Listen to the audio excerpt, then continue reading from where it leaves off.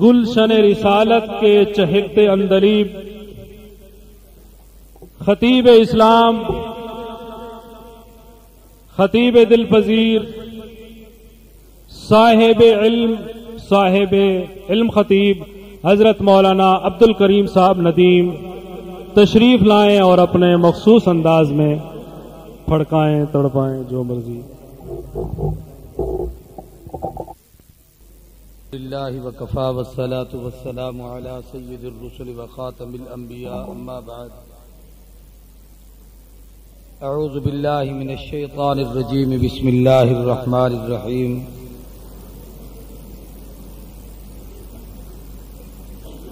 لقد كان لكم في رسول الله أسوة حسنة قال النبي صلى الله عليه وسلم إن الله يرفع بهذا الكتاب أقواما ويضع به آخرين وقال رسول الله صلى الله عليه وسلم إنما بعثت معلما وقال النبي صلى الله عليه وسلم انما بعثت رحمة مهداة او كما قال عليه الصلاة والسلام درفشانی نے تیری قطروں کو دریا کر دیا، دل کو روشن کر دیا، آنکھوں کو بینا کر دیا، خود نہ تھے جو راہ پر اوروں کے ہادی بن گئے، کیا نظر تھی جس نے مردوں کو مسیحا کر دیا، کس نے ذروں کو اٹھایا اور سہرا کر دیا، کس نے قطروں کو ملایا اور دریا کر دیا، کس کی حکمت نے یتیموں کو کیا در یتیم اور غلاموں کو زمانے بھر کا مولا کر دیا، زندہ ہو جاتے ہیں جو مرتے ہیں ان کے نام پر، اللہ اللہ موت کو کس نے مسیحا کر دیا۔ رسول مجتبیٰ کہیے، محمد مصطفیٰ کہیے، خدا کے بعد بس وہ ہیں، پھر اس کے بعد کیا کہیے، شریعت کا یہ ہے اسرار ختم الانبیاء کہیے، محبت کا تقاضا ہے کہ محبوب خدا کہیے، جبین و رخ محمد کے تجلی ہی تجلی ہیں، جسے شمس الضحیٰ کہیے، جسے بدر الدجا کہیے، جب ان کا ذکر ہو دنیا سراپا گوش ہو جائے، جب ان کا نام آئے مرحبا صلی اللہ کہیے۔ سب حضرات عقیدت اور محبت نال نماز والا درود شریف عبادت دی نیت نال اچھی آواز نال پڑھو۔ اللہم صلی علی محمد وعلی آل محمد کما صلیت علی ابراہیم وعلی آل ابراہیم انک حمید مجید، اللہم بارک علی محمد وعلی آل محمد کما بارکت علی ابراہیم وعلی آل ابراہیم انک حمید مجید۔ سرائکیہ اردو بھائی لائق ست تعظیم و تکریم اکابر علماء کرام، واجب الاحترام برادران اسلام، قابل قدر بزرگوں، دوستوں، بھائیوں، اج دا پروگرام خیرپور ٹامے والی دی شہر دینی درسگاہ جامعہ عائشہ حمیرہ للبنات بزیر انتظام و اہتمام انعقاد پذیر ہے۔ جامعہ دی کارکردگی تمام احباب کے سامنے آئیے۔ الحمدللہ خوشبخت او بچیاں جنہاں نے درسگاہ وچوں تعلیم حاصل کی ہے، انہیں دی رضا پوشی دوپٹہ پوشی دی تقریب بھی تمہارے سامنے ہے۔ میرے تو پہلے مولانا عبد الواحد صاحب نبی کریم صلی اللہ علیہ وسلم دی ولادت با سعادت کے حوالے نال گفتگو فرما رہے ہیں۔ گفتگو کو میں تھوڑا جا اگے تے چلاون چاہنا، اے سب دے علم چے اور سارے کو جان دو، اور گال بڑی مشہور ہے کہ ربیع الاول جناب نبی کریم صلی اللہ علیہ وسلم دی ولادت با سعادت دا مہینہ ہے۔ کیا دا مہینہ بھائی؟ اچھی آواز نال ولادت جتا ہے حقیقت ہے کہ ربیع الاول آقا دی ولادت دا مہینہ ہے، اتھائیں رحمت کونین دی ولادت با سعادت تو ٹھیک 40 سال بعد اللہ دے محبوب کی عمر مبارک 40 سال گزرتے 41ویں سال دا پہلا دن ہا ربیع الاول دا مہینہ ہا سوار دا دن ہا سویر دا ٹائم ہا تے محبوب غار حراء وچ اپنے رب دی یاد وچ اور خلق خدا دی کفر و الہاد اور بے دینی دی کیفیت کو دیکھتے بے تابی دے عالم وچ ہنائے واسطے ہدایت دے متلاشی بیٹھے ہیں ہوں ویلے اللہ تبارک و تعالی نے اپنی شان کریمی دا ظہور فرمایا اور او وعدہ جڑا اللہ تبارک و تعالی نے قرآن وچ اخذ اللہ میثاق النبیین لما آتیتکم من کتاب و حکمہ نظام کائنات دے ترتیب دیون تو پہلے عالم ارواح چ اللہ نے سب نبیوں کو گدا کہ سب تو آخر میں اپنا لاڈلا محبوب رسول بھیجے سا دے سر تے ختم نبوت دا تاج رکھے سا او پیغمبر تے ایمان گھن واہے او دی نبوت اور رسالت کو قبول کرائے جے پیغمبر کو رب نے رسالت سب تو اول دیتی ہی ربیع الاول تے مہینے چ ولادت تے ٹھیک 40 سال بعد او رسالت دا اظہار تھا یعنی این سمجھ گنو کہ جی میں ربیع الاول آقا دی ولادت دا مہینہ ہے اوے ربیع الاول حضور دی رسالت دا مہینہ بھئی ولادت دا مہینہ کیڑا ہے اور رسالت دا مہینہ کیڑا ہے اچھی آواز نال رسالت دا مہینہ کیڑا ہے اعلان رسالت کے ٹھیک 13 سال بعد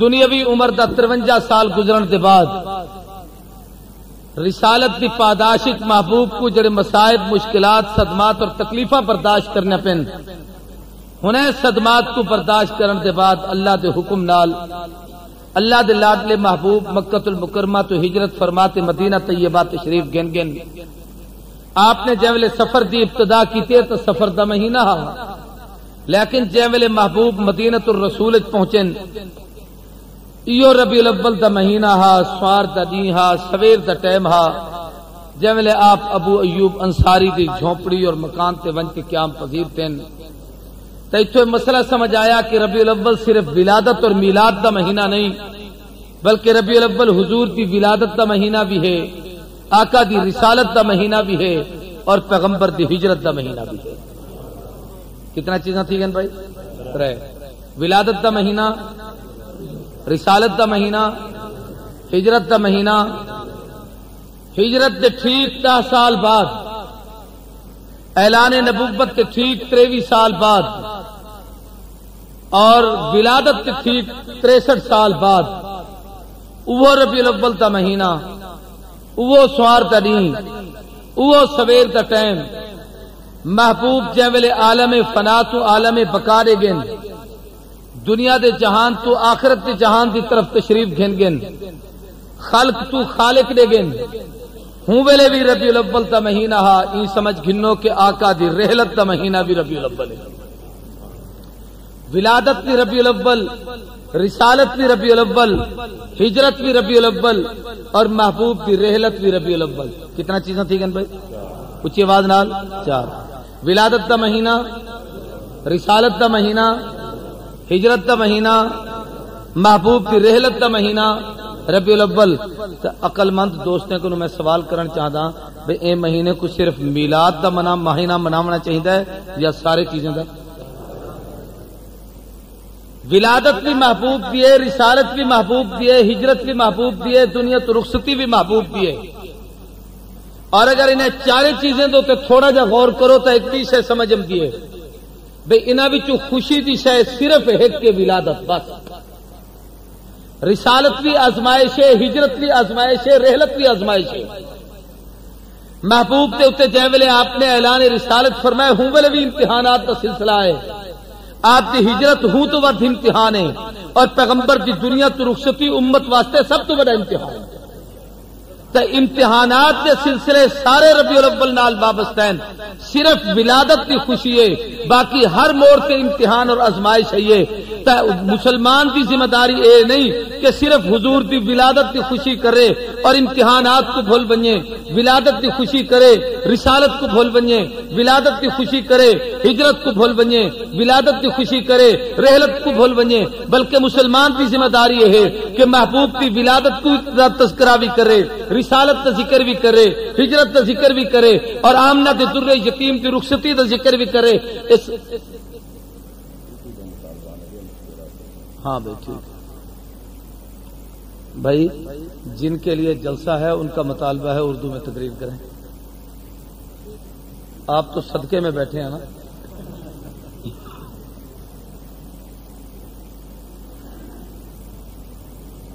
درود شریف پڑھیں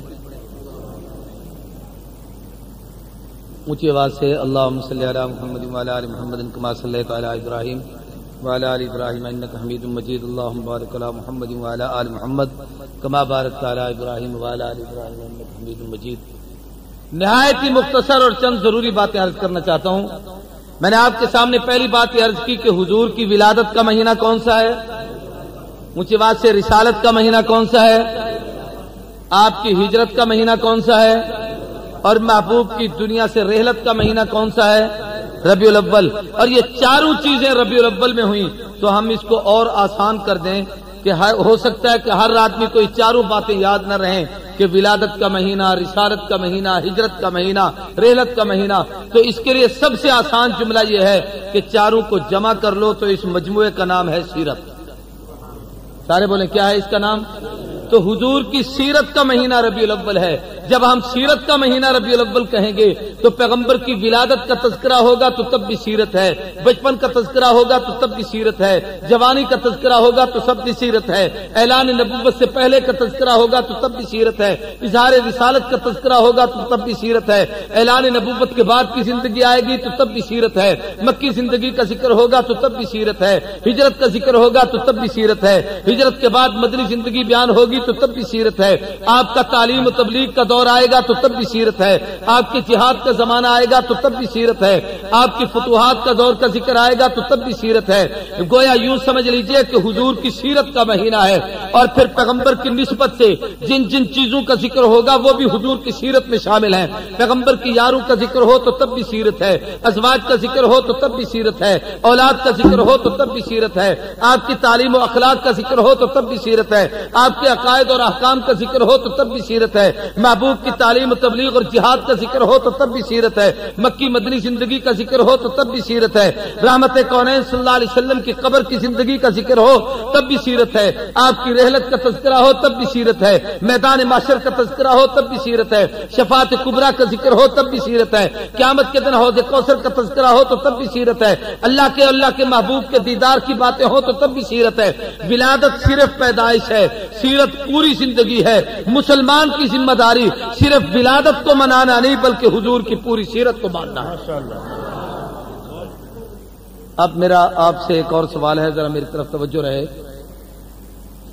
کہ ہم مسلمان ہیں تو ہم حضور کی صرف ولادت کو منائیں یا ساری زندگی؟ ولادت یا ساری سیرت؟ ساری سیرت. اب میں نے ایک بات اور درمیان میں کہی تھی، شاید آپ کو یاد ہو کہ پہلی چیز خوشی ہے اور باقی ساری چیزیں آزمائش ہیں. بے شک غم نہیں، رسالت غم نہیں، خوشی ہے. ہجرت غم نہیں، اللہ کا حکم ہے، تکمیل ہے، لیکن آزمائشیں ہیں. آدمی ایک خوشی کو یاد رکھے اور ساری آزمائشیں بھول جائے. قرآن نے تو مزاج ہی بنایا ہے کہ فَلْيَب کیا ہے، فَلْيَب کو قلیلوں فَلْيَضْحَكْ قَلِيلًا وَلْيَبْكُوا كَثِيرًا. بھئی ہنسا کم کرو، رویا زیادہ کرو. یعنی زیادہ رونا، زیادہ آزمائشوں میں آنا، امتحانات سے گزرنا. اللہ کا نظام دنیا کی زندگی میں یہ ہے کہ یہاں جشن نہیں منانے، یہاں امتحان دینے.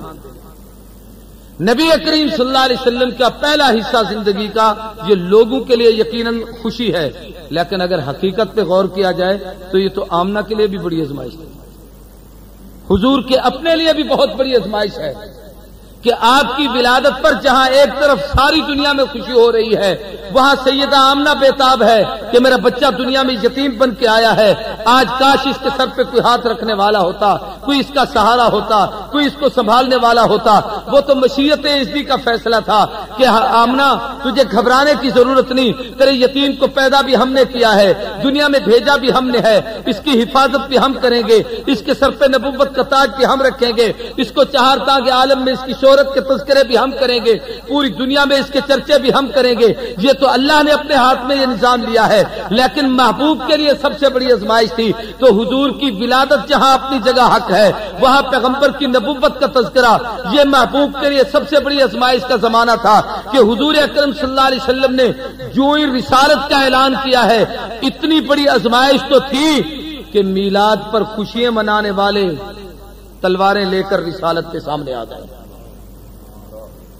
جو ولادت کا جشن منا رہے تھے جس وقت رسالت کا ذکر ہوا ہے وہ تلواریں لے کر سامنے کھڑے ہو گئے، ولادت کا جشن منا رہے تھے، جب رسالت کا اعلان ہوا ہے پتھر اٹھا کر اس بدبخت ابو لہب نے حضور کی طرف پھینک کر کہا تبا لک یا محمد لہذا جماعتنا، تو نے اس لیے ہمیں اکٹھا کیا تھا، 360 بتوں سے چھڑا کر ایک رب کا راستہ دکھانا چاہتا ہے، ہم تیری بات ماننے کے لیے تیار نہیں۔ رسالت آزمائش کا دور ہے، امتحانات کا زمانہ ہے۔ یہاں ایک عقیدے کی بات یاد رکھو، اہل سنت والجماعت اکابر علماء دیوبند کا عقیدہ ہے، بلکہ احادیث میں وضاحت سے ہے کہ اللہ نے حضور کو رسالت عطا سب سے پہلے کی، کہہ دو عطا سب سے، اظہار سب کے آخر میں۔ اس کی سادہ سی مثال ایسی ہے، حضرت مفتی صاحب دامت برکاتہم اللہ علیہ،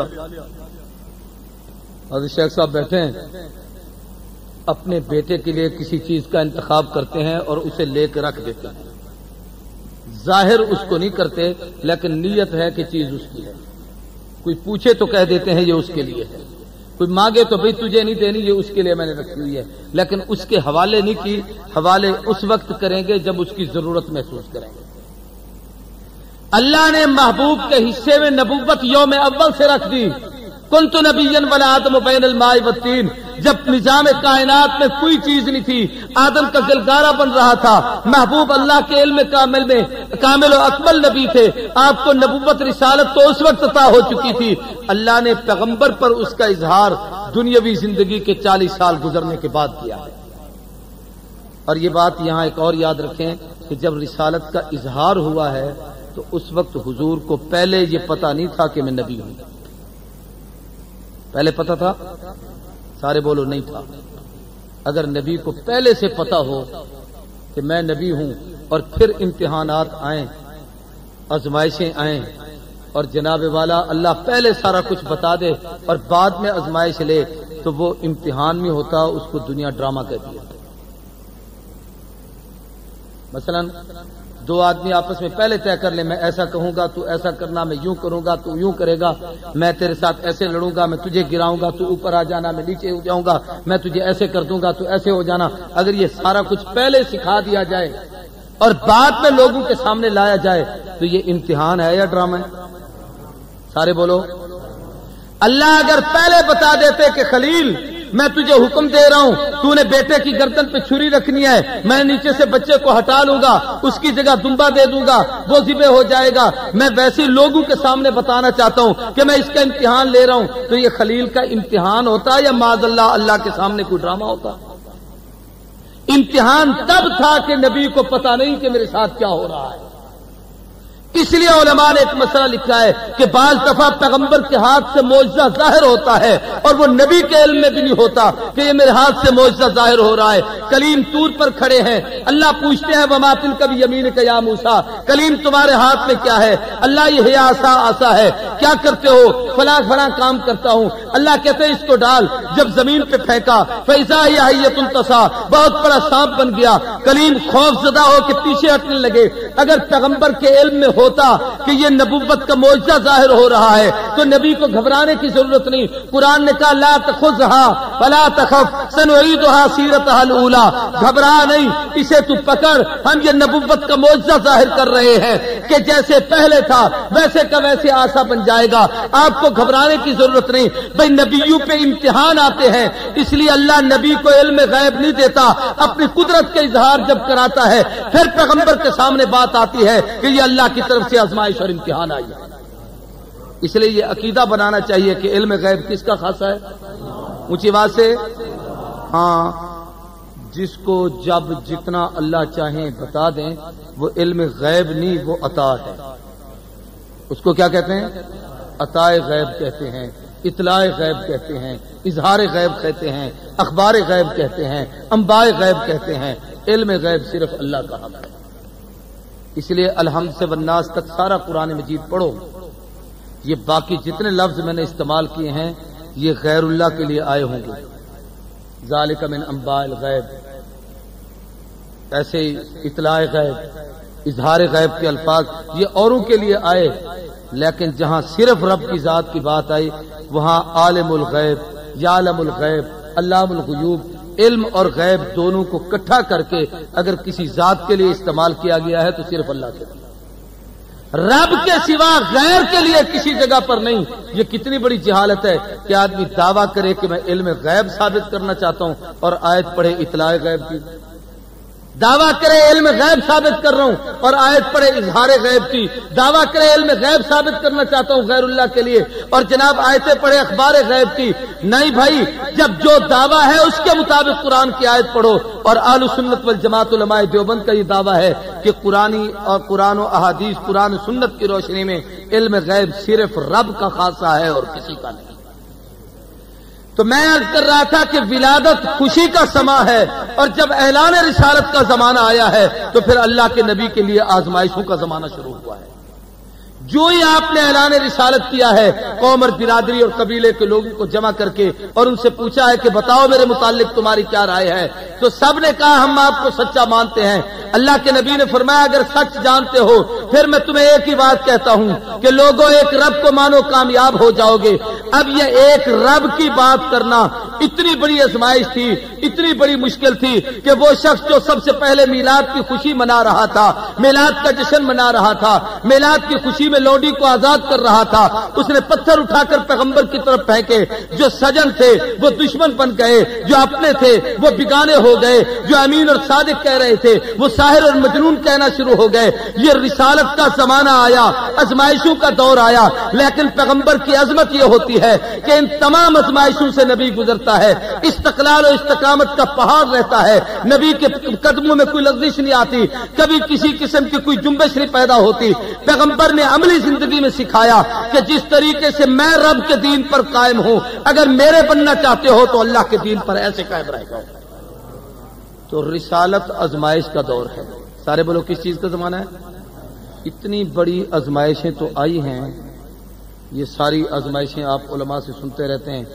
شیب ابی طالب کی گھاٹی کی 3 سال کی قید، طائف کا سفر، مکی زندگی میں مصائب اور مشکلات، ساحر کہا گیا، مجنون کہا گیا، دیوانہ کہا گیا، مذمم کہا گیا، رسول اللہ کے سامنے محبوب کے یاروں پر ظلم و ستم کیا گیا، بلال کے سینے پہ پتھر رکھے گئے، گردن میں رسیاں ڈالی گئیں، مکے کے بازاروں میں گھسیٹا اور پیٹا گیا، زنیرہ کی آنکھیں نکالی گئیں، ابو فقیہ کی پسلیاں توڑی گئیں۔ یہ سارے واقعات مکی زندگی میں پیش آئے ہیں، لیکن پیغمبر نے سب کچھ برداشت کیا ہے، اور اس کی اخیر ہو گئی ہے کہ ان آزمائشوں سے ابھی آقا گزر رہے تھے کہ اس سے بھی بڑی آزمائش آئی کہ پیغمبر کو وطن سے بے وطن کر دیا جائے۔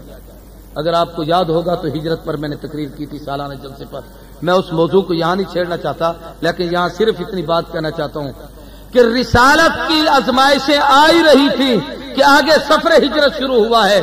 آج کسی کو کہہ دو اپنے خیرپور کا شہر چھوڑ کے بہاولپور چلا جاؤ، اس کے لیے کتنی بڑی آزمائش ہوگی۔ اور پیغمبر اس شہر کو چھوڑ رہے ہیں جہاں اللہ کا گھر کعبہ موجود ہے، اس مرکز کو چھوڑ رہے ہیں جس کو بلد امین کہا جائے، اس جگہ کو چھوڑ رہے ہیں جسے قرآن مجید مکہ اور بکہ کے ناموں سے یاد کرتا ہے، اس بابرکت عظمت والے شہر کو چھوڑ دیا جائے جہاں جد الانبیاء والمرسلین امام الموحدین سیدنا خلیل نے کعبۃ اللہ کی تعمیر کی تھی۔ اتنی بڑی آزمائشوں سے حضور گزر رہے ہیں کہ اس وطن کو چھوڑ کر حضور وطن سے بے وطن ہو رہے ہیں۔ اور حدیث کی کتابوں میں آتا ہے محبوب جب روانہ ہوئے ہیں تو آخری دفعہ آپ کعبۃ اللہ سے باہر نکلے تو بیت اللہ شریف کی طرف آپ نے نگاہ ڈالی، بے ساختہ آنکھوں میں آنسو آ گئے، اور حضور کی زبان پر یہ جملہ تھا، کعبہ تیرے چھوڑنے کو دل نہیں کرتا، مگر کیا کروں یہ ظالم لوگ مجھے یہاں رہنے نہیں دیتے۔ اتنے بڑے صدمات کا مہینہ بھی ربیع الاول کا مہینہ ہے، تو ربیع الاول صرف خوشی کا سما نہیں، ربیع الاول امتحانات کا دور ہے، ربیع الاول آزمائشوں کا زمانہ ہے، ربیع الاول امتحانات کا زمانہ ہے، ربیع الاول یوں سمجھ لیجئے کہ سیرت کا زمانہ ہے، انقلابی زندگی کا زمانہ ہے۔ ربیع الاول صرف مٹھائیاں تقسیم کرنے کا دور نہیں ہے۔ اور پھر حضور جب ہجرت کر کے مکے سے مدینے آ گئے ہیں تو یہاں آزمائشوں میں اور اضافہ ہوا ہے۔ پہلے تو صرف یوں تھا نا کہ بھئی وہ مار رہے ہیں، یہ بچ رہے ہیں، اب آمنے سامنے تلواریں اٹھا کر کھڑا ہونے کا موسم آیا ہے۔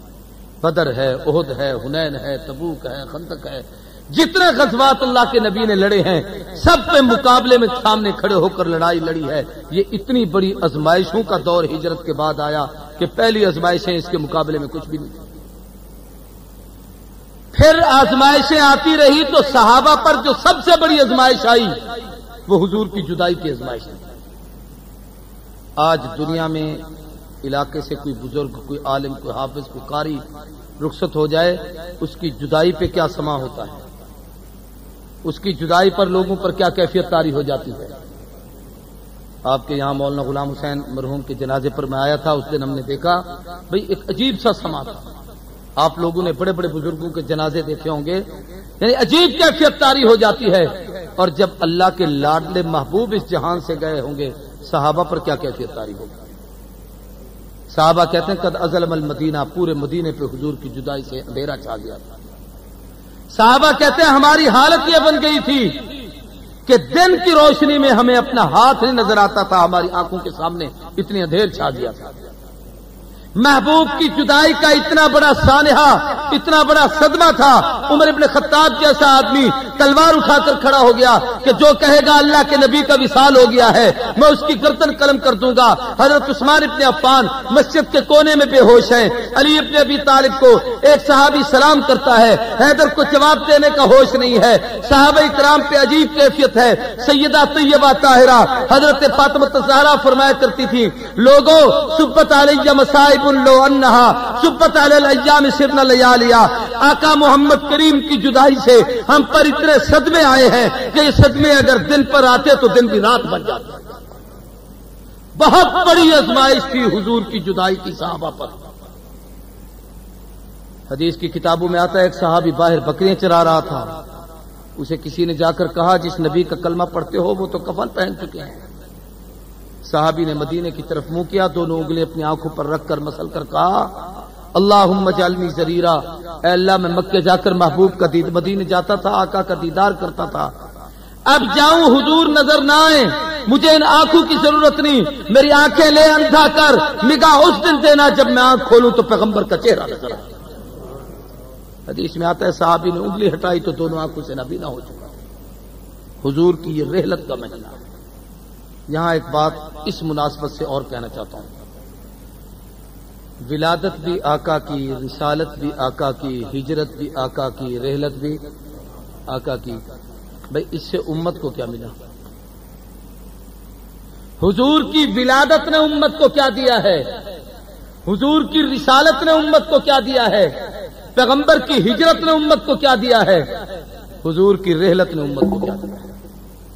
کیونکہ نبی کا کوئی عمل امت کے لیے، امت کے فائدے سے خالی نہیں ہے۔ ان کاموں سے حضور کی امت کو کیا ملا؟ مختصراً یاد کریں، حضور کی ولادت سے امت کو آزادی ملی ہے۔ سارے بولو کیا ملی ہے؟ کیا مطلب؟ وہ جو کعبہ جس میں 360 بت رکھے تھے آج بیت اللہ بتوں سے آزاد ہو گیا ہے۔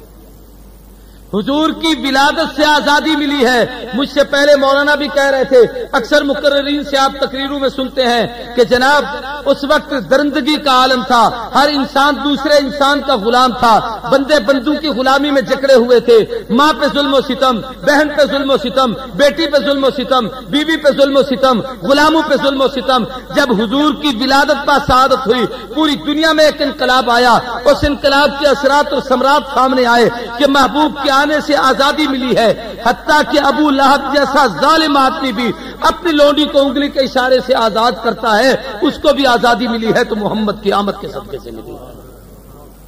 حضور کی ولادت سے انسانوں کو آزادی ملی ہے، محبوب کی آمد سے یہ آزادی ہوئی ہے۔ نبی جب نبوت کا اعلان کرتا ہے تو اپنی نبوت کے ثبوت کے لیے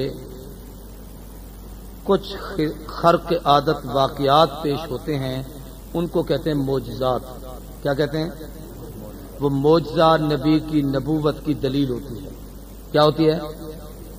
نبی کی نبوت کی دلیل کیا ہوتی ہے؟ اس کو کیا کہتے ہیں؟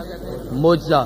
لیکن معجزہ اس وقت ہوتا ہے جب نبی اعلان نبوت کرے، اس کے بعد کوئی واقعہ پیش آئے اس کو معجزہ کہتے ہیں۔ اعلان نبوت کرنے سے پہلے کوئی واقعہ پیش آئے تو اس کو معجزہ نہیں کہتے، اسے کہتے ہیں ارہاس نبوت۔ کیا کہتے ہیں؟ ارہاس وہ واقعات جو اعلان نبوت سے پہلے کے واقعات ہوں۔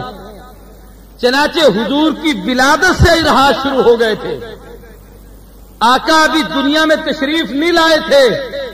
آزادی کا سما دیکھو، ابرا چلتا ہے کعبے پہ حملہ کرنے کے لیے، محبوب اماں کے پیٹ میں ہے، ابھی دنیا میں آئے نہیں، لیکن آنے والا ماں کے پیٹ میں تو آ گیا تھا، اس کعبے کو آباد کرنے والا۔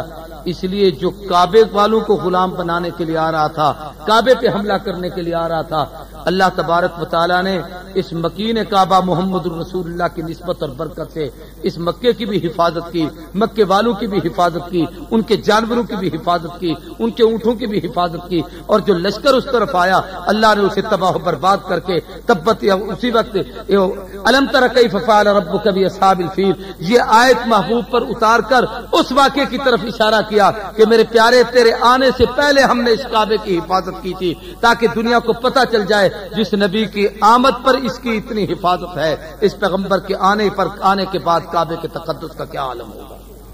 تو کعبے کو یہ عظمت ملی ہے، وہ ارہاس حضور کے آنے سے پہلے واقعات پیش ہونا شروع ہو گئے تاکہ پتہ چلے کہ کعبہ بھی آزاد ہو رہا ہے۔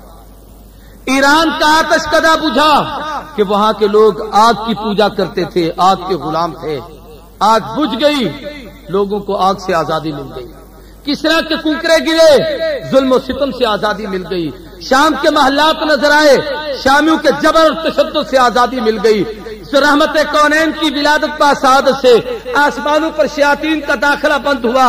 اس طرف اشارہ تھا کہ اب ہر چیز سے، یعنی سمجھ لو کہ آسمانوں کو شیاطین سے آزادی مل گئی۔ اللہ تبارک و تعالیٰ نے پیغمبر کے آنے سے پوری کائنات کو آزادی عطا کر دی ہے۔ تو حضور کی ولادت سے کیا ملی؟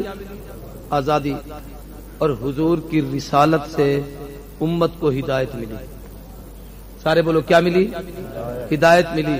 حضور کی رسالت سے عقائد ملے، عقیدہ صحیح ہو تو ہدایت ہے، عمل صحیح ہو تو ہدایت ہے، اخلاق صحیح ہو تو ہدایت ہے۔ اس لیے قرآن مجید نے جو سب سے بڑی جامع دعا بتائی ہے وہ یہی ہے، اہدنا الصراط المستقیم۔ ہر آدمی ہر نماز کی ہر رکعت میں کہتا ہے اے اللہ صراط مستقیم ہدایت عطا فرما، اہدنا الصراط المستقیم۔ ہدایت کی دعا اتنی جامع ہے کہ جناب ہر لحاظ سے کامل اور اکمل ہے۔ اللہ دنیا میں رہوں تو ہدایت پر، آخرت میں ہوں تو ہدایت پر، اے اللہ جیے تو ہدایت پر، موت آئے تو ہدایت پر، اے اللہ ہمیں ہدایت کی دولت نصیب کر۔ اور ہدایت ملی ہے حضور کی رسالت کے صدقے سے، اس لیے اہدنا الصراط المستقیم صراط الذین انعمت علیہم، انعام والے لوگوں میں سب سے پہلا طبقہ انبیاء کا ہے، انبیاء میں سب سے اونچا درجہ محمد کریم کا ہے۔ تو سب سے بڑی ہدایت اگر دنیا میں آئی تو رسول اللہ کے صدقے سے آئی ہے۔ اس لیے حضور کے ہوتے ہوئے اب دنیا میں کسی اور ہادی کی ضرورت نہیں۔ یہی وجہ ہے کہ حضور خاتم النبیین ہیں، آپ کے سر پر ختم نبوت کا تاج ہے۔ یہاں ایک عقیدے کی بات یاد رکھیے اور بڑی اہم بات ہے کہ نبی کریم صلی اللہ علیہ وسلم کی رسالت قیامت تک کے انسانوں کے لیے مشعل راہ اور نمونہ ہے، قیامت تک کے انسانوں کے لیے۔ یوں نہیں کہ اونٹوں کے زمانے میں تو تھی، اب تو طیاروں اور ہوائی جہازوں کا زمانہ ہے، اب ضرورت نہیں ہے۔ یا جیسے روشن خیال بدماش لوگ کہہ دیتے ہیں بھئی اب تو نئے خیال آنے چاہیے، پرانی باتیں ختم۔ आका की नबुव्वत और रिसालत क़यामत तक के इंसानों के लिए नहीं, क़यामत में भी हुजूर की रिसालत चलेगी, महशर में भी हुजूर की रिसालत चलेगी, कल जन्नत में भी हुजूर की नबुव्वत और रिसालत का तज़किरा होगा। तो जिस जिस जहान के अल्लाह रब हैं, उस जहान के आका नबी और रहमत हैं, और वहां वहां हुजूर की रिसालत है। ऐसे इसलिए महबूब के होते हुए किसी और रसूल की जरूरत नहीं है। हुजूर अकरम सल्लल्लाहु अलैहि वसल्लम की रिसालत के हवाले से एक बड़ी पुरानी बात याद आई है। मैं तालिब इल्म के जमाने में बिनोरी टाउन पढ़ता था, तो एक दफा मैं सफर कर रहा था, घर आ रहा था।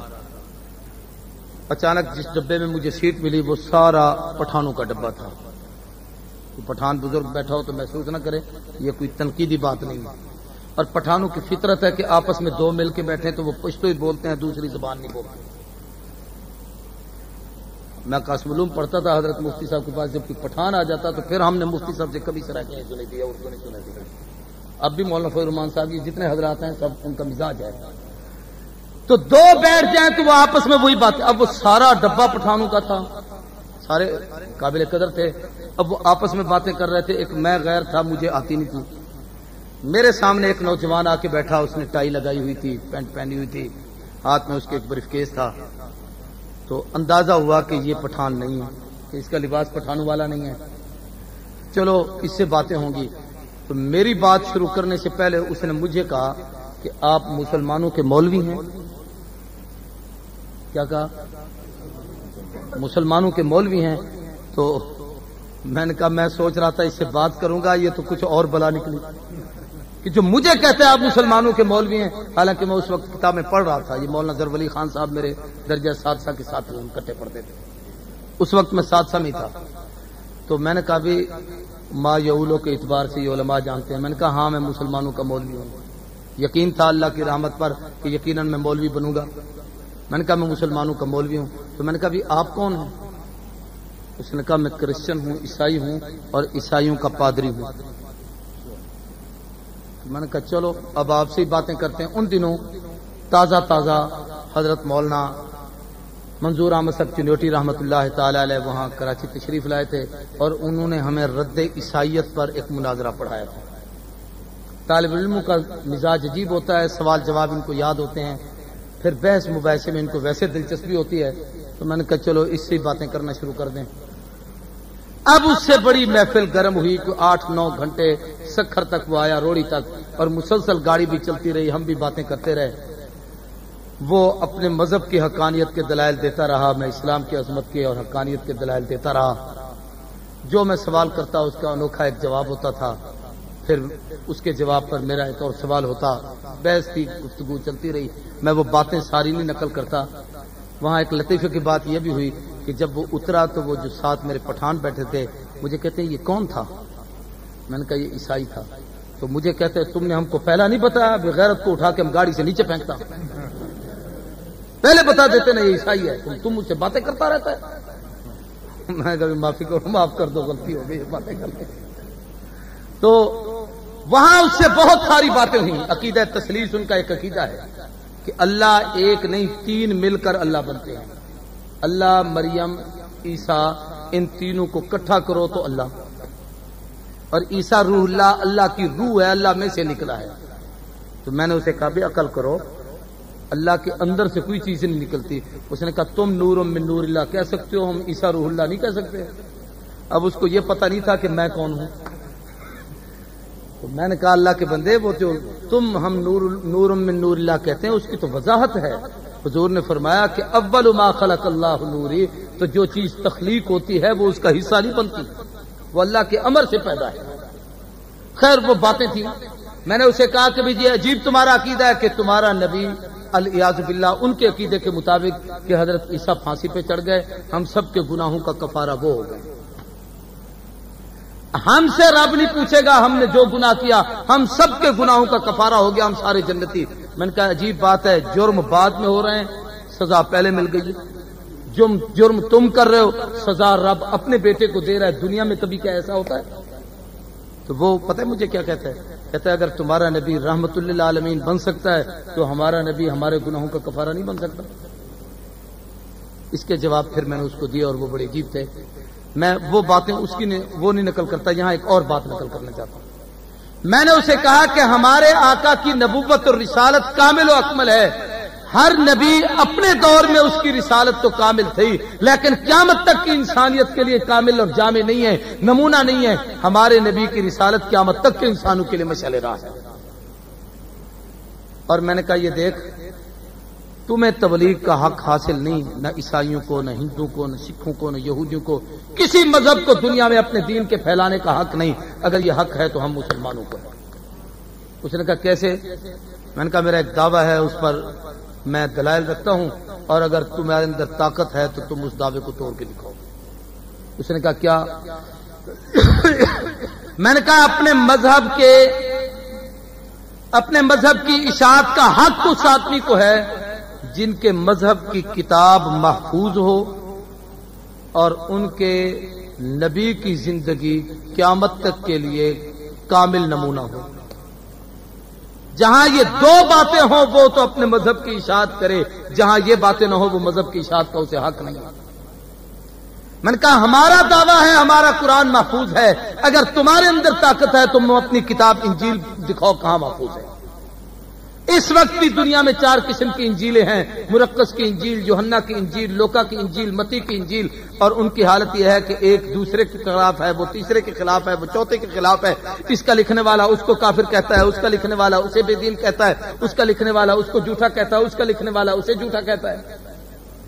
और फिर जिन जबानों में ये किताबें उतरी, तौरात, इंजील, ज़बूर, यूनानी, सुरियानी और जनाब यूनानी और इब्रानी जबानों में, आज सफ़े हस्ती से वो जबानें खत्म हो गई हैं, वो किताबें खत्म हो गई हैं। आज तुम्हारे पास उर्दू की इंजील तो है, इब्रानी जबान की इंजील दिखाओ, हकीकी इंजील दिखाओ, फिर एक नुस्खा दिखाओ जिस पर तुम सबका इत्तेहाद और इत्तफाक हो। आज तुम्हारे पास किताब नहीं, तुम किस इंजील की दावत देना चाहते हो, किस किताब की तरफ बुलाना चाहते हो? ये हमें हक है। हम अपने पैगंबर पे उतरने वाली किताब कुरान मजीद की दावत देते हैं, पूरी दुनिया कुफर को चैलेंज करते हैं। तुम अपने मजहब की किताब लाओ, हम अपने अकीदे और मजहब की किताबें लाते हैं, वो एक के बाद दूसरी छपे, इबारतें बदल जाती हैं, नुस्खे तब्दील हो जाते हैं, सफों में रद्दो बदल हो जाती है। मगर जो किताब हमारे पैगंबर पे उतरी है वो 15 सदियां गुजर चुकी हैं। उसके हरफों को मिलाकर उसके लफ्ज बनाओ, लफ्जों को इकट्ठा करके कलमे बनाओ, कलमों को जमा करके आयतें बनाओ। अलहम्द से वन्नास तक पूरे कुरान की 7 मंजिलें,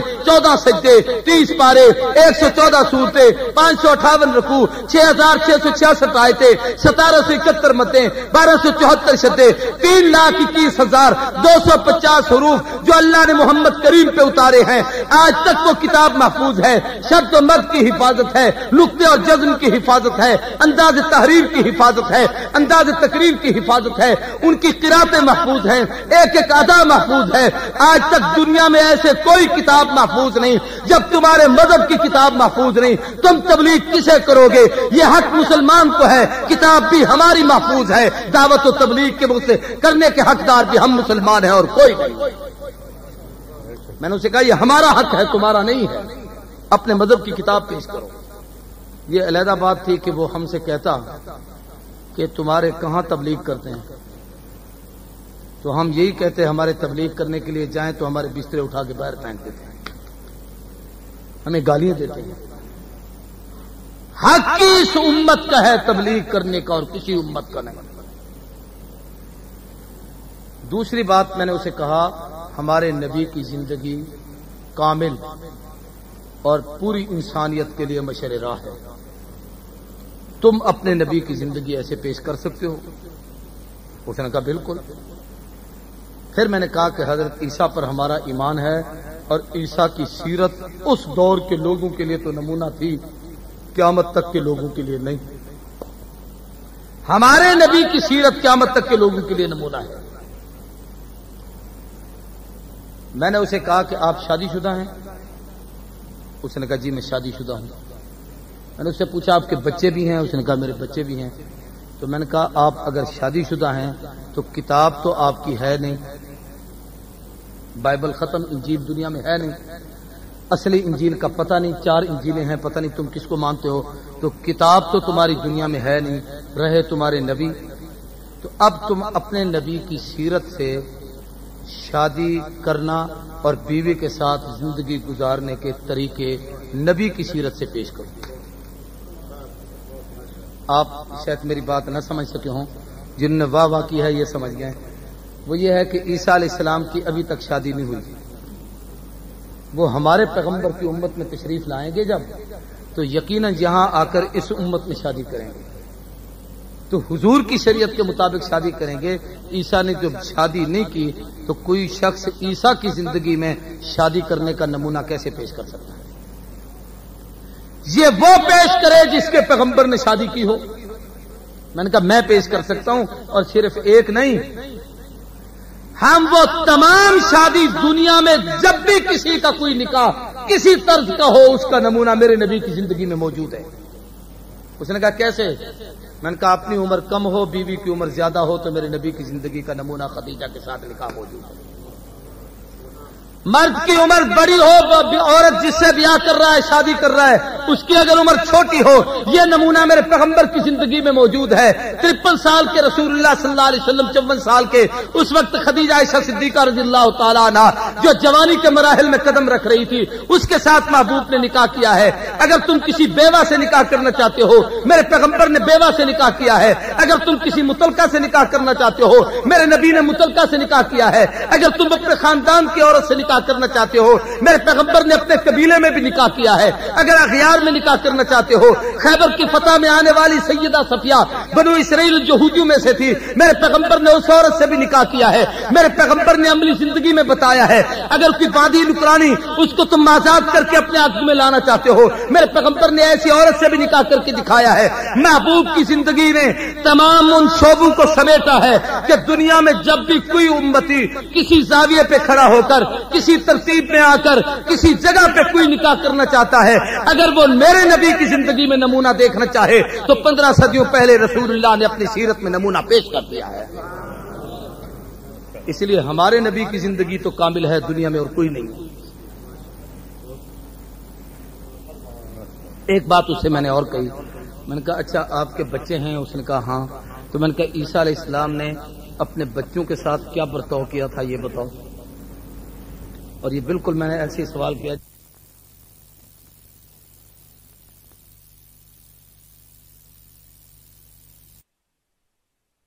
شادی نہیں ہوئی اس کے بچے کہاں سے آئیں؟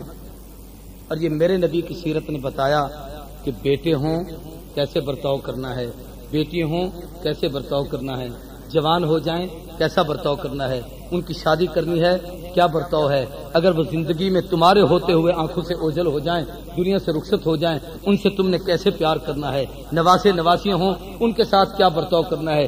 یہ عملی نمونہ سوائے میرے پیغمبر کے اور کسی کی سیرت میں نہیں۔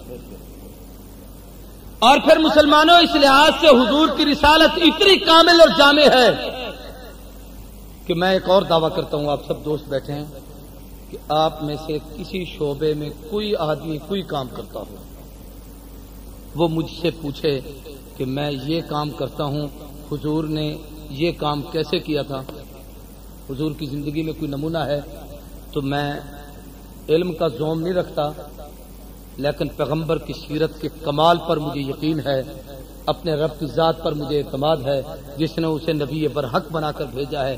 حضور کی سیرت میں یقیناً کوئی نہ کوئی گوشہ ایسا ملتا ہے جس سے نمونے کے طور پر آدمی اس سے سبق حاصل کر سکتا ہے۔ مثلا جی جامع نبی، مثلا ایک آدمی جوتی سی رہا ہے، کہتا میں تو موچی ہوں اور لوگ اسے کمی سمجھتے ہیں، میں نے اپنے پیغمبر کی سیرت میں دیکھا ہے حضور نے جوتے گاٹے۔ محبوب یہ کیوں جوتے سینا کوئی نبیوں کا کام نہیں، پر میں اپنی زندگی نمونہ پیش کرنا چاہتا ہوں، کل کسی موچی کو کمی نہ سمجھنا، آج میں محمد جوتے بنا کر اس غریب کی عزت کو اونچا کر رہا ہوں۔ اللہ کے نبی نے اپنے ہاتھ سے کپڑے سیے ہیں، کپڑے سینا مردوں کا کام نہیں، عورتیں گھروں میں کام کرتی ہیں۔ میرے نبی نے سیرت کے طور پر سبق سکھایا ہے کہ اگر کل کو کوئی مزدور کسی جگہ بیٹھ کر درزی بن کے کام کر رہا ہو تو خیال کرنا، اس کو کمی نہ سمجھنا، آج میں محمد کپڑے سی کر اس کی عزت کو اونچا کر رہا ہوں۔ اور میں کہا کرتا ہوں موچیو درزیو، دنیا کے جس طبقے سے کوئی تعلق ہے رکھتا ہے، دھوبیو تمہارے نبی نے اپنے ہاتھوں سے کپڑے دھوئے تھے۔ مزدوروں، میرے پیغمبر نے مزدوری کی ہے، خاک روبو میرے نبی نے جھاڑو دیا ہے، حضور نے اپنے ہاتھوں سے برتن دھوئے ہیں، ہوٹلوں پہ کھڑے ہوئے طباخوں میرے نبی نے اپنے ہاتھ سے تندور میں روٹیاں لگائی ہیں۔ صحابہ کہتے ہیں جب ہم کسی کام پہ جاتے، سفر میں ہوتے، حضور سب قسم میں آسان کام لگاتے، جو سب سے مشکل کام ہوتا تھا لکڑیاں چننے کا، حضور خود جنگل سے لکڑیاں چن کے لے آتے، اونٹوں کو چارہ خود ڈالتے تھے، خود باندھتے تھے، ہٹو بچوں کی صدا نہیں ہوتی تھی، یاروں کی محفل میں بیٹھتے تو اس نے گھل مل کے آنے والا پوچھتا تھا تم نے محمد کون ہے؟ تو باتیں اور طرف چلی گئی۔ میں عرض کر رہا ہوں کہ حضور کی رسالت سے امت کو ہدایت ملی، سارے کہہ دو امت کو۔ اس رسول عربی نے ایک ایک موڑ پر سبق سکھایا ہے، کوئی زندگی کا کام ایسا نہیں جو حضور نے سکھایا نہ ہو، پیدائش سے لے کر وفات تک ایک ایک چیز اللہ کے نبی کی محفوظ ہے۔ اتنے تک تو سکھایا ہے کہ جوتا پہننے سے پہلے اس کو جھاڑ لیا کرو، اندر کوئی بچھو نہ ہو، اندر کوئی ایسی کیڑا نہ ہو، ایسی چیز نہ ہو جو تمہیں پاؤں پہ کاٹے، تکلیف تمہیں ہوگی، احساس پیغمبر کو ہو رہا ہے۔ رات کو سوتے ہوئے اپنے بسترے پہ ہاتھ مارا کرو تاکہ جگہ صاف ہو جائے، ایسا نہ ہو تم سو جاؤ اندر کوئی کانٹا کوئی سوئی تمہارے جسم کو چبھ گئی، تکلیف تمہیں ہے، احساس پیغمبر کو ہو رہا ہے۔ ایسی کامل ترین زندگی دنیا میں کسی کی نہیں جو ایسی زندگی ہمارے آقا و مولا محمد رسول اللہ صلی اللہ علیہ وسلم کی۔ تو حضور کی رسالت سے ہمیں کیا ملی؟ سارے بولو ہدایت۔ ہدایت میں جو اگلی چیز کی ضرورت ہے وہ ہے استقامت، اس لیے اہدنا الصراط المستقیم، اللہ ہمیں صراط ہدایت دے لیکن ایسے راستے کی جس میں استقامت رہے، ڈگمگا نہ جائے۔ بلکہ تفسیر حقانی نے اس پر یہی ایک نقطہ لکھا ہے کہ اوپر بھی 5 صفتیں اللہ کی ہیں اور نیچے 5 صفتیں ایسی ہیں جن کا تعلق انسان سے ہے۔ الحمدللہ میں الوہیت ہے، رب العالمین میں ربوبیت ہے، الرحمن میں رحمانیت ہے، الرحیم میں رحیمیت ہے، مالک یوم الدین میں مالکیت ہے۔ یہ چاروں 5 صفات اللہ کی ہیں۔ ایاک نعبد میں عبادت کا تعلق الوہیت کے ساتھ ہے، استعانت کا تعلق رحمان کے ساتھ ہے، ہدایت کا تعلق رحیم کے ساتھ ہے، المستقیم کا تعلق جو ہے ہدایت کا تعلق رب کے ساتھ ہے، الرحمان کے ساتھ استقامت کا تعلق اس کے ساتھ ہے، اور قیامت کے دن کی جو اللہ جنت کی نعمتیں دے گا اس کا تعلق اللہ کی آخری صفت رحیم کے ساتھ ہے۔ تو اہدنا الصراط المستقیم، جب ہدایت مل جائے تو اس پہ استقامت کی ضرورت ہے، اور استقامت آدمی کو تب آتی ہے جیسے تبلیغ والے کہتے ہیں جان مال وقت خرچ کرو۔ تو ہدایت پر جب ہدایت کو حاصل کرنے کے لیے ہم اپنی جان خرچ کریں گے، مال وقت خرچ کریں گے، سب کچھ دیں گے تو اللہ دین پر استقامت نصیب کریں گے، اور یہ استقامت ملی ہجرت سے۔ حضور نے وطن کو چھوڑا ہے، گھر کو چھوڑا ہے، کعبۃ اللہ کو چھوڑا ہے، یار صحابہ چھوڑ کر آئے ہیں، مدنی زندگی میں انصار نے جانثاری کا کمال کر دیا ہے۔ اب اتنی استقامت تھی کہ گھر چھوڑنا آسان ہے، وطن چھوڑنا آسان ہے، جان دینا آسان ہے، لیکن پیغمبر کے دین کو چھوڑنا آسان نہیں ہے۔ اور آخری چیز حضور اکرم صلی اللہ علیہ وسلم کا وصال اور آپ کی رحلت سے جو امت کو ملی وہ خلافت ملی ہے۔ سارے بولو کیا ملی ہے؟ خلافت کا نظام ملا ہے کہ پیغمبر دنیا سے چلا جائے اور نبی اپنی آنکھوں سے اس دین کی بہار نہ دیکھ کے جائے تو اس پیغمبر کے متعلق دنیا یہی کہے گی کہ جناب اس نے تو اپنے ہوتے ہوئے کچھ نہ دیکھا۔ اور ہمارے نبی ہیں، بلکہ آسمانی کتابوں میں جو پہلی کتابیں ہیں ان میں حضور کی جو صفات لکھی ہوئی ہیں ان میں سے ایک صفت یہ بھی ہے کہ آخر الزمان نبی اپنی زندگی میں اپنے دین کو مکمل کر کے اس کو پوری دنیا میں غلبہ ہوتا دیکھ کے آئیں۔ لِيُظْهِرَهُ عَلَى الدِّينِ كُلِّهِ، یہی وجہ ہے کہ حضور اکرم صلی اللہ علیہ وسلم وصال کے آخری لمحات میں جس نماز پر حضور باہر نہیں جا سکے، بالکل آخری نماز تھی، فجر کا ٹائم تھا، ابو بکر صدیق مصلی امامت پر نماز پڑھا رہے ہیں اور جناب صحابہ کرام صفوں میں ہیں۔ حدیث میں آتا ہے حضور اکرم صلی اللہ علیہ وسلم نے حجرہ اقدس سے پردے کو ہٹایا ہے اور آپ نے اپنا سر مبارک باہر نکالا۔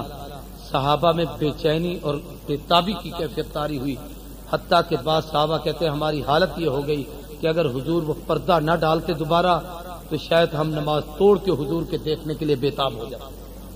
اس لیے کہ آقا بیمار تھے، باہر نہیں آ رہے تھے، 17 نمازیں گزر چکی تھی، تو محبوب رحمت کونین نے پردہ ہٹایا، اور ہٹانے کے بعد ایک مرتبہ صحابہ کو دیکھا کہ صدیق سب کے امام ہیں، سارے پیچھے مقتدی کھڑے ہیں۔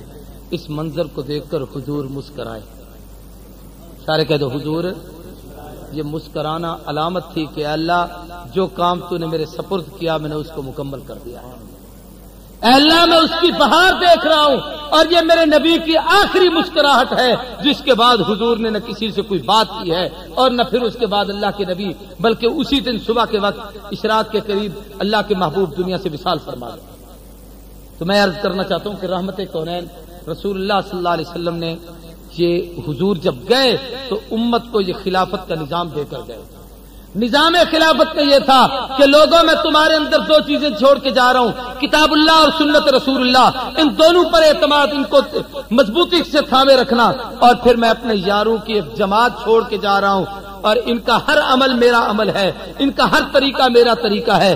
علیکم بسنتی و سنت الخلفاء الراشدین المہدیین، میرے طریقوں کو بھی سنت سمجھنا، میرے یاروں کے عمل کو بھی سنت سمجھنا، جس پر میں عمل کروں وہ بھی دین ہوگا، اور جو یہ کام کر کے جائیں گے وہ بھی دین ہوگا۔ اس لیے یہ نہیں کہ میرے کام کو تو دین سمجھنا، ان کے کام کو دین نہ سمجھنا، جو نبی کرے وہ بھی دین ہے، جو خلفاء کر جائیں وہ بھی دین ہے۔ یہ امت کو حضور نے سبق دیا۔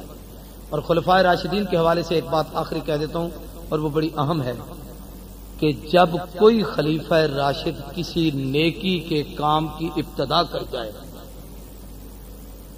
وہ پیغمبر کی ایسی سنت ہے جسے نبی سنت کہے، بے شک کام وہ خلیفے نے کیا ہے، لیکن حضور جو کہتے ہیں میرا کام اور میرے خلفاء کا کام سنت ہے، وہ ایسی سنت ہے کہ بعد کے خلیفے کو بھی اسے ختم کرنے کا حق نہیں، چاہے جائے کہ 15 صدی بعد تو چوڑا کہے ہم فلاں کے طریقے کو کیوں مانیں۔ میری بات کو سمجھو۔ مثلا حضرت عمر بن خطاب رضی اللہ تعالیٰ عنہ نے جتنے محکمے قائم کیے یہ عمر کی ایجاد ہے۔ محکمہ پولیس ہے، آبپاشی ہے، آدھار ہے، جیلیں ہیں، یہ سارا نظام جتنا چل رہا ہے، حضرت عثمان نے ان میں اضافہ تو کیا، کسی محکمے کو ختم، سارے بولو، علی نے اس میں اضافہ تو کیا، کسی کو ختم نہیں کیا، تو بعد کے خلیفے کو بھی یہ حق نہیں کہ پہلے خلیفے کے عمل کو منسوخ کر دیں، اس لیے کہ خلیفہ کی حیثیت نبی کے وارث اور جانشین کی ہے، اور پیغمبر نے اس کے عمل کو سنت کہا ہے۔ خلیفہ دوسرا آنے والا بھی سمجھتا ہے کہ مجھ سے پہلے جو کر گیا ہے یہ ایک اہم کام کی ابتدا کر گیا ہے، اب یہ اس کو نبی کی سنت، خلیفے کی سنت سمجھ کر یہ خلیفہ اسے جاری رکھتا ہے، مٹاتا نہیں۔ حضرت عمر نے با جماعت باقاعدہ مسجد میں 20 رکعت تراویح کے اہتمام شروع کیا۔ حضور کے زمانے میں بھی تراویح ہوئی اور 20 رکعت ہی ہوئی، با جماعت ہی ہوئی، لیکن اس ترتیب سے کہ پورا مہینہ پڑھی جائے اور پورے اہتمام سے پڑھی جائے اور مکمل قرآن اس میں پڑھا جائے، ایسا نہیں ہوا۔ میری بات سمجھ آ رہی ہے نا؟ تراویح پڑھی گئی، با جماعت پڑھی گئی، اور جناب اس میں قرآن مجید بھی پڑھا گیا، لیکن اس ترتیب سے کہ پورا مہینہ اس کا اہتمام کیا جائے، یہ ترتیب بنائی حضرت عمر نے۔ کس نے بنائی؟ اونچی آواز سے، زور سے بولو۔ عثمان نے یوں نہیں کہا کہ میں عمر کی بدعت ہے اس پر عمل نہیں کرتا،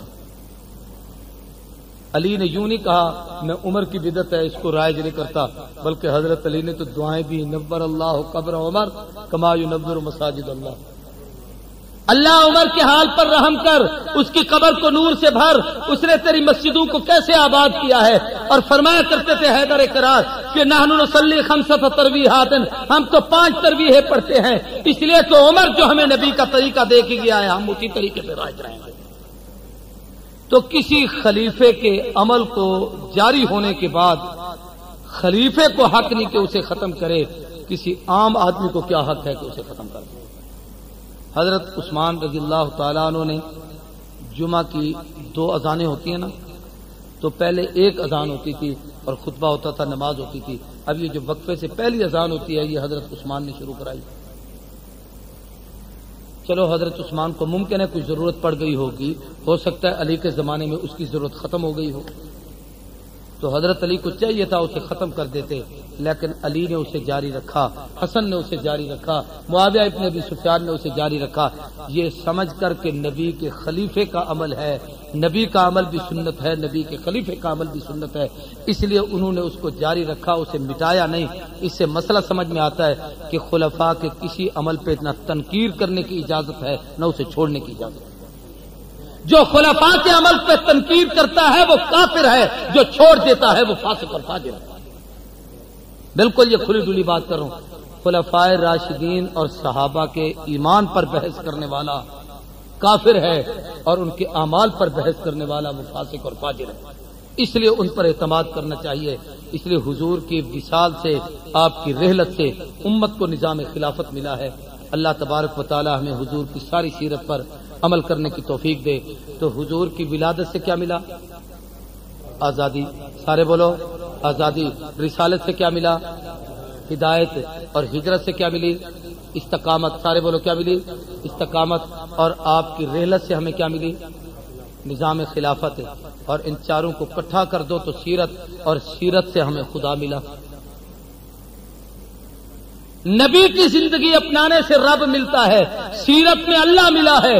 وہ ان چاروں کو اکٹھا کرو اور یہ ساری چیزیں اگر کسی کو مل جائیں کہ بندوں کی غلامی سے آزاد ہو جائے، رب کا غلام بن جائے، ہدایت کے راستے پہ چل جائے، ہدایت پر اسے استقامت آ جائے، خلافت راشدہ کے نظام کو سنبھال لے اور اس کو چلانا شروع کر دے، تو اللہ اسے مل گیا کہ نہ ملا؟ سارے بولو، تو اسے اللہ مل جاتا ہے۔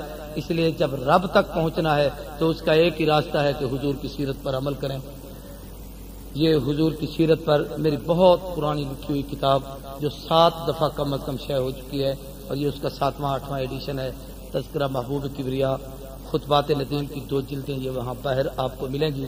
اور اس طریقے سے یہ کیلنڈر جو میں وہاں اجتماع پہ لایا تھا، ان دنوں بھی بہت سارے دوستوں نے لیا تھا۔ یہ حضور صلی اللہ علیہ وسلم کا تعارف، آپ کی ازواج مطہرات کا تعارف، آپ کے خلفاء راشدین، عشرہ مبشرہ، حضرت صدیق، فاروق، عثمان، علی اور اہل بیت ازواج، ان کی آپس میں رشتہ داریاں، یہ ایک بہت خوبصورت اور اہم چیز ہے۔ محنت اس پر میں نے کی ہے، لیکن اسے چھاپا ملتان کے ایک ادارے نے ہے، اس لیے پڑھے لکھے دوست یہ باہر جہاں گاڑی کھڑی ہوئی ہے وہاں سے آپ کو یہ ساری چیزیں ملیں گی۔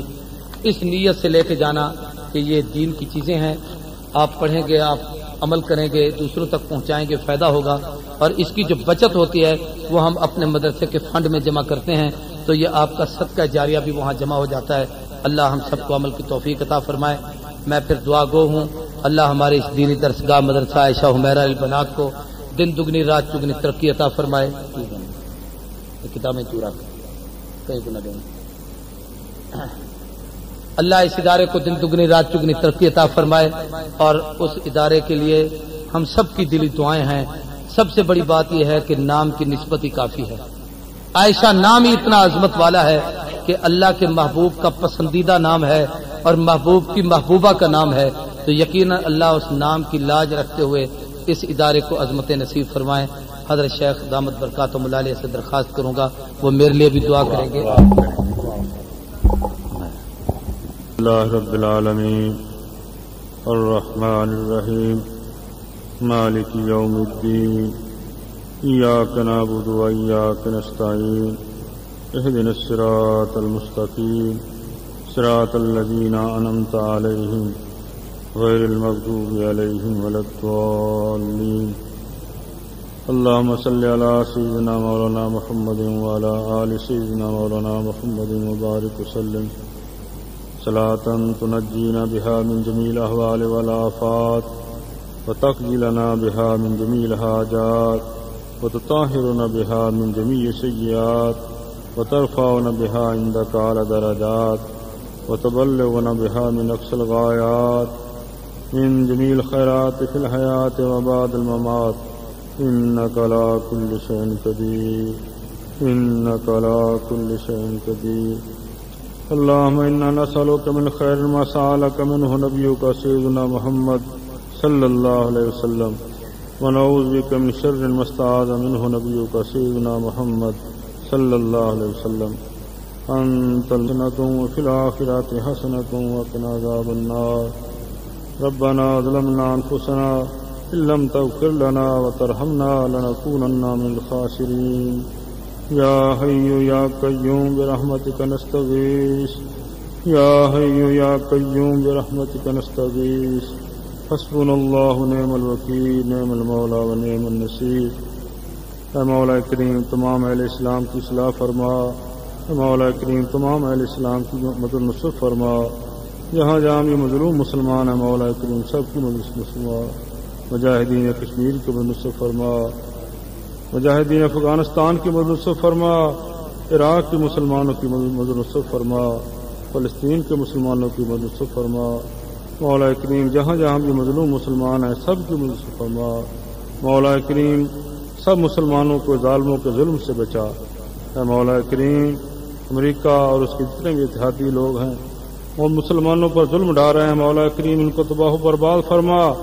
مولا کریم ان کو تباہ و برباد فرما مولا کریم ان کو تباہ و برباد فرما مسلمانوں کی دستگیری فرما مسلمانوں کی دستگیری فرما جہاں جہاں بھی تیرے دین کا کام ہو رہا ہے جو ادارے جماعتیں تیرے دین کا کام کر رہے ہیں سب کی مدد سے فرما تمام مدارس دینیہ کی مراکز کی مساجد کی خانقاہوں کی حفاظت فرما مولا کریم جتنے بھی علماء حضرات تیرے دین کا کام کر رہے ہیں مولا کریم جتنے بھی مسلمان تیرے دین کے ساتھ وابستہ ہیں سب کی حفاظت فرما ہر قسم کی دہشت گردی سے تخریب کاری سے محفوظ فرما مولا کریم آج جامعہ عائشہ الحمیرہ کی طرف سے یہ پروگرام ہوا مولا کریم ان کی سائی کو قبول فرما مولا کریم ان کی سائی کو قبول فرما مولا کریم ان کی سائی کو قبول فرما مولا کریم ان کے لیے درجات کا موجب بنا جتنے لوگ جہاں سب بیٹھے ہیں مل کر مولا کریم سب کی دستگیری فرما سب کی التجائیں قبول فرما اے مولا کریم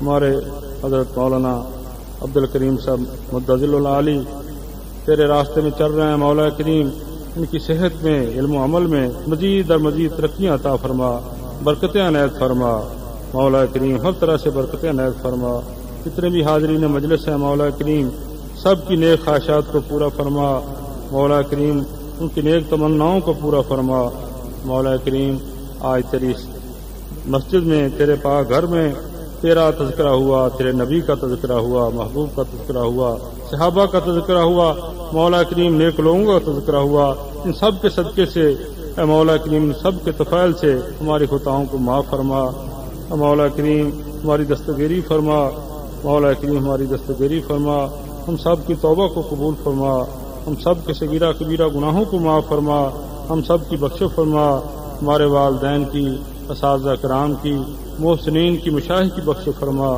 مولا کریم اپنی اور اپنے حبیب پاک کی زیادہ سے زیادہ تابعداری نصیب فرما مولا کریم اپنی اپنے حبیب کریم کی محبت و تابعداری نصیب فرما مولا کریم کفر سے شرک سے بدعت سے ہر قسم کی گناہی سے دور فرما اپنی محبت عطا فرما مولا کریم اپنا قرب عطا فرما مولا کریم اپنا قرب عطا فرما اپنا لقاء نصیب فرما مولا کریم سب حاضرین کی اس مجلس کو مولا کریم حاضری کو قبول فرما آخرت میں ذریعہ نجات بنا ربنا تقبل منا انك انت السميع العليم وتب علينا انك انت التواب الرحيم وصلى الله تعالى على خير خلقه محمد وآله واصحابه واهل بيته اجمعين برحمتك يا ارحم الراحمين.